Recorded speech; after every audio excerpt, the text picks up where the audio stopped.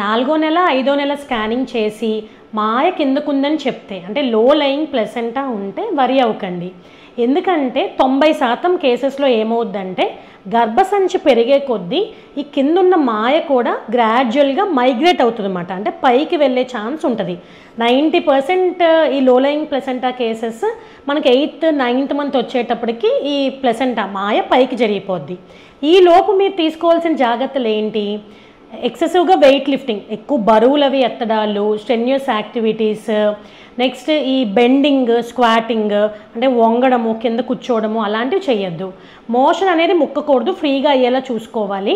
Physical intimacy avoid చేయాలి. Next ఈ స్ట్రెయిస్ అవి క్లైమ్ చేయడం, ఎక్కువసేపు నుంచోవడము, లాంగ్ జర్నీస్ అవి చేయడం అవాయిడ్ చేయాలి. ఐరన్ రిచ్ డైట్ తీసుకుంటూ మీ హీమోగ్లోబిన్ లెవెల్ ఒక 11 grams అబవ్ ఉండేలా చూసుకోవాలి. ఇలాంటి ఏమన్నా వార్నింగ్ సైన్స్ లైక్ కొంచెం స్పాటింగ్ కానీ, బ్లీడింగ్ కానీ, ఏమైనా చిన్న కడుపులో నొప్పి ఏమైనా అనిపిస్తే వెంటనే మీ డాక్టర్ కానీ కన్సల్ట్ చేయండి. యూజువల్గా 32-34 వీక్స్ టైంలో స్కాన్ చేసి మాయ జరిగిపోయిందా లేదా అని చూస్తాము. ఒకవేళ అప్పటికి మాయ కింద ఉంది అంటే అప్పుడు మళ్ళీ ఫాలోఅప్ స్కాన్స్ చేసుకుని మీ మోడ్ ఆఫ్ డెలివరీ మీ డాక్టర్ గారు డిసైడ్ చేస్తారు.